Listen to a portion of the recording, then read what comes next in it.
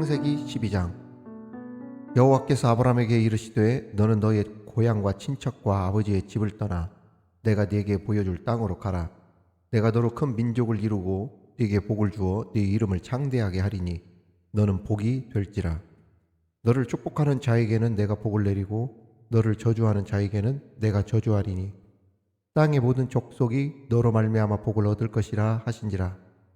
이에 아브라함이 여호와의 말씀을 따라갔고 롯도 그와 함께 갔으며 아브라함이 하란을 떠날 때에 75세였더라. 아브라함이 그의 아내 사레와 조카 롯과 하란에서 모은 모든 소유와 얻은 사람들을 이끌고 가나안 땅으로 가려고 떠나서 마침내 가나안 땅에 들어갔더라. 아브라함이 그 땅을 지나 세겜 땅 모래 상수리 나무에 이르니 그때에 가나안 사람이 그 땅에 거주하였더라. 여호와께서 아브라함에게 나타나 이르시되 내가 이 땅을 네 자손에게 주리라 하신지라. 자기에게 나타나신 여호와께 그가 그곳에서 제단을 쌓고 거기서 베델 동쪽 산으로 옮겨 장막을 치니 서쪽은 베델이요 동쪽은 아이라. 그가 그곳에서 여호와께 제단을 쌓고 여호와의 이름을 부르더니 점점 남방으로 옮겨갔더라. 그 땅에 기근이 들었으므로 아브라함이 애굽에 거류하려고 그리로 내려갔으니 이는 그 땅에 기근이 심하였음이라. 그가 애굽에 가까이 이르렀을 때에 그의 아내 사레에게 말하되 내가 알기에 그대는 아리따운 여인이라. 애굽 사람이 그대를 볼 때에 이르기를 이는 그의 아내라 하여 나는 죽이고 그대는 살리리니 원하건대 그대는 나의 누이라 하라. 그러면 내가 그대로 말미암아 안전하고 내 목숨이 그대로 말미암아 보존되리라 하니라. 아브라함이 애굽에 이르렀을 때에 애굽 사람들이 그 여인이 심히 아리따움을 보았고 바로의 고관들도 그를 보고 바로 앞에서 칭찬하므로 그 여인을 바로의 궁으로 이끌어 들인지라. 이에 바로가 그로 말미암아 아브라함을 후대함으로 아브라함이 양과 소와 노비와 암수 닭이와 낙타를 얻었더라. 여호와께서 아브라함의 아내 사레의 일로 바로와 그 집에 큰 재앙을 내리신지라. 바로가 아브라함을 불러 이르되 네가 어찌하여 나에게 이렇게 행하였느냐? 네가 어찌하여 그를 내 아내라고 내게 말하지 아니하였느냐? 네가 어찌 그를 누이라 하여 내가 그를 데려다가 아내를 삼게 하였느냐? 네 아내가 여기 있으니 이제 데려가라 하고 바로가 사람들에게 그의 일을 명하매 그들이 그와 함께 그의 아내와 그의 모든 소유를 보내었더라. 아멘. 사랑하는 우리 구독자 여러분, 미드바르 TV를 통하여 말씀의 갈급함으로 우리 방송을 찾아주시는 많은 성도님들 정말 감사합니다. 날로 우리 채널이 지금 구독자 수도 늘고 부흥하고 있는데 우리 하나님의 은혜가 우리 채널을 통하여서 많은 분들에게 소개가 되어지고 은혜도 많이 받으셨으면 좋겠습니다. 자, 우리 지난 시간에 이어 창세기 12장의 말씀으로 함께 그 은혜를 나누도록 하겠습니다. 자리를 잡고 삶의 터전을 삼아서 오랫동안 살던 곳을 떠나서 다른 곳으로 이주를 간다는 것, 이사를 간다는 것은 결코 쉬운 일이 아닙니다. 특히 국내가 아닌 해외로, 다른 나라로 이주하는 것은 더더욱 쉽지가 않죠. 저는 이사를 참 많이 다닌 사람 중에 한 사람입니다. 전주 첫 임지였던 그 교회에 전임 전도사로 사택에 들어가서 부목사 생활까지 그 교회에서 한 8년 정도를 목회를 하고 서울로 임지를 옮겨서 서울 연신교회에서 부목사로 있으면서 미국 LA로 유학을 가면서 이사를 갔는데 그 이사 갔던 곳이 그 학교의 기숙사였어요. 우리 학교가 LA 파사데나라고 하는 곳에 있었는데 6개월 정도 머물다가 아이들 교육 환경을 조금 더 나은 곳으로 좀 이사를 하자 해서 6개월 만에 그 옆에 있는 학군이 좋은 아케디아라고 하는 곳으로 이사를 가게 되었습니다. 그곳에 갔다가 이제 성교학 박사과정을 마치고 이제 다시 서울로 돌아오게 되었는데 흥미로운 것은 제가 사임을 하고 나왔던 그 교회에서 또다시 저를 재청빙하여서 서울로 이사를 가게 되었다는 것이죠. 참 사임한 교회에 또다시 재청빙을 받아서 간다. 이것은 정말 흔치 않은 일인데, 아무튼 제 청빙을 받아서 담임 목사님의 부름, 또 당회의 부름을 받아서 제가 다시 연신교회로 들어가게 되었습니다. 그래서 그곳에 또다시 4년 동안 부목사로 사명을 감당하다가 제일영광교회 위임 목사로 부임하면서 이사를 은평구에서 은평구로 또다시 가게 되어졌죠. 그리고 만 9년, 약 10년 만에 사임을 하게 되었고, 이곳 전주로 또다시 내려오게 되었습니다.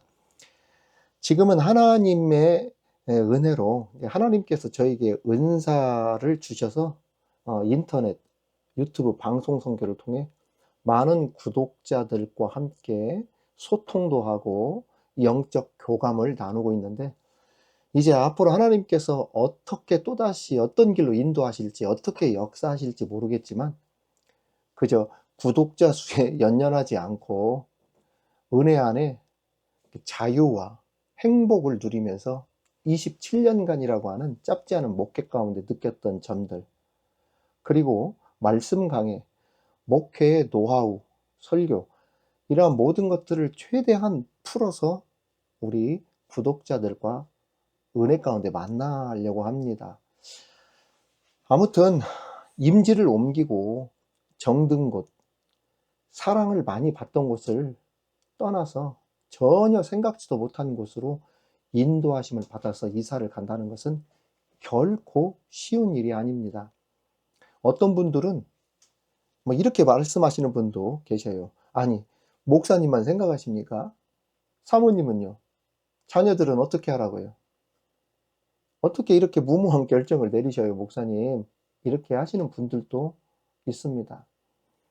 아마 갈대아 우르에서 터줏대감으로 이미 자리를 잡고 터를 잡고 보장된 삶, 그저 풍요롭고 안전하게 잘 살고 있었던 아브라함이 그 고향을 떠나서 이방인이 되어 전혀 알지도 듣지도 못했던 곳으로 떠나갈 때 모두 다 마치 주변에 있는 분들이 그 보장된 그 위임 목사의 자리를 사임하고 내려놓고 떠나는 저를 걱정하고 염려하고 우려스러운 시선으로 바라보는 것처럼, 아마 그 아브라함이 갈대아 우르를 떠날 때 모두 다 걱정과 염려로 가득 찬 우려의 시선으로 바라봤을 것입니다.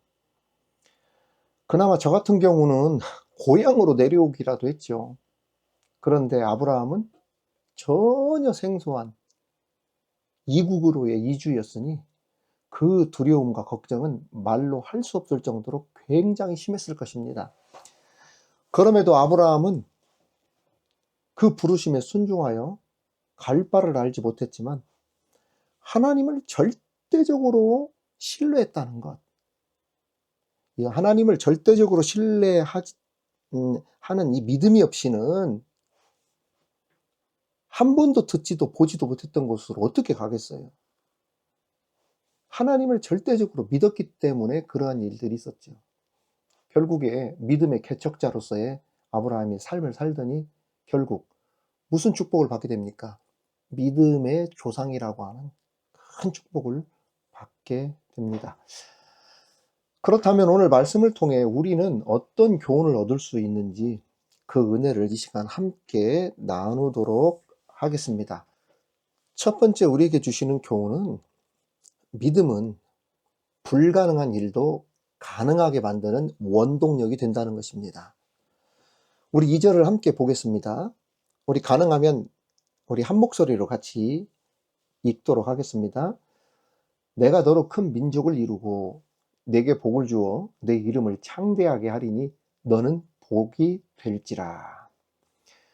하나님은 아브라함을 부르시면서 그로 하여금 무엇이 되게 해주겠다, 큰 민족을 이루도록 해주겠다 약속해 주셨습니다. 그런데 하나님께서 이 약속을 주실 당시에 아브라함의 나이는 놀랍게도 몇 세였냐면 75세라고 하는 노년이었다는 점이죠. 더군다나 나이야 무슨 상관이야 했을지라도 우선 큰 민족을 이루려면 누가 있어야 됩니까? 자식들, 자손이 있어야 되지 않겠어요? 그런데 이때까지 아브라함에게 무엇이 없었습니까? 무자, 자식이 없었어요. 자녀가 없었단 말이죠. 그런데 더 큰 문제는 뭐냐? 앞으로 자식을 낳을 가망이 인간적으로 볼 때는 전혀 없었다는 것이죠. 불가능했다는 말입니다. 물론 생물학적으로 남자는 괜찮을지 몰라도 아내인 사례도 나이가 많아서 경수가 끊어진 상태라 자손을 기대하기란 불가능했죠. 따라서 아브라함에게 있어서 하나님의 약속은 일면 불가능하게 보였을지도 모른다는 이야기예요. 그런데 4절을 한번 보십시오. 이에 아브라함이 여호와의 말씀을 따라갔고 롯도 그와 함께 갔으며 아브라함이 하란을 떠날 때 75세였더라.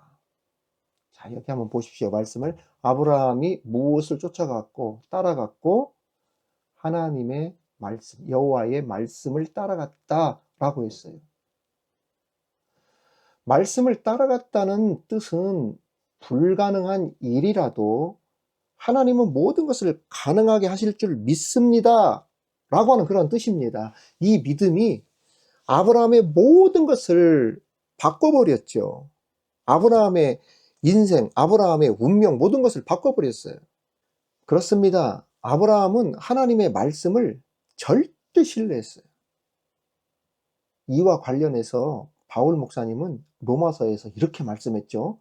로마서 4장 3절에 보면 이런 말씀이 나옵니다. 아브라함이 하나님을 믿음에 이것이 저에게 의로 여기신 바 되었다. 결국 하나님의 약속은 아브라함이 훗날 믿은 그대로 성취되었어요. 믿음이란 히브리서 11장에도 잘 나와 있지만 바랄 수 없는 중에도 바라고 믿는 것. 인간의 눈에는 불가능하게 보일지라도 하나님의 약속이라면 진짜 그대로 성취될 줄 믿습니다 하고 따라가는 것, 믿고 바라는 것, 이게 믿음이라는 이야기예요. 이러한 훌륭하고 탁월한 믿음이 결국 하나님은 어떻게 바라보셨다? 의로 바라보셨다는 거예요. 아브라함은 하나님의 약속이 성취되는 것을 체험하게 되었고 그 후손들은 하나님께서 약속하신 대로 바다의 모래알처럼 하늘의 별처럼 번성게 되는 축복을 얻게 되었습니다.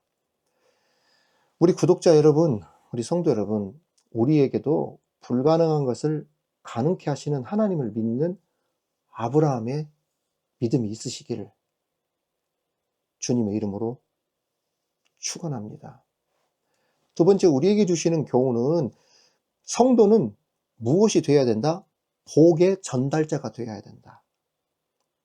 복을 전하는 자가 되어야 된다 라고 하는 교훈을 우리에게 줍니다. 이 말은 결론적으로 말하면 죄로 인해 사망 가운데 놓여 있는 인류가 아브라함의 씨, 곧 예수 그리스도로 말미암아 구원을 얻게 되는 영적인 축복을 암시하는 말씀입니다.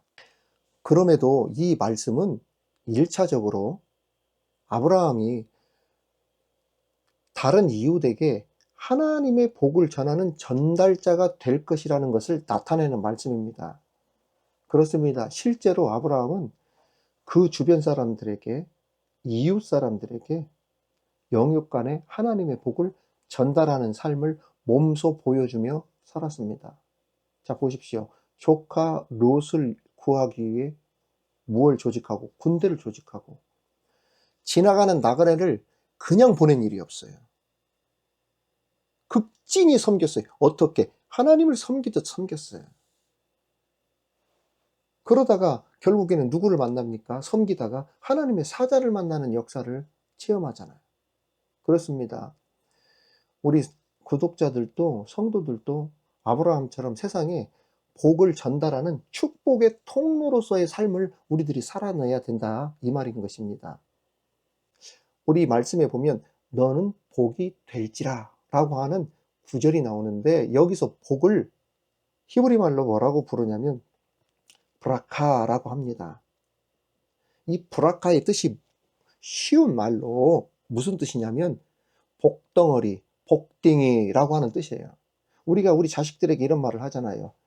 아이고, 우리 집에 애는 복덩어리야, 복덩어리, 복딩이. 아이고, 우리 세론이는 하나님이 나에게 주신 복덩어리야. 여러분, 이 브라카, 복덩어리라는 말은 뭡니까? 복을 불러오는 자, 이 뜻입니다. 하나님은 아브라함을 가리켜 복을 불러오는 복딩이, 복덩어리, 브라카라고 한 것입니다.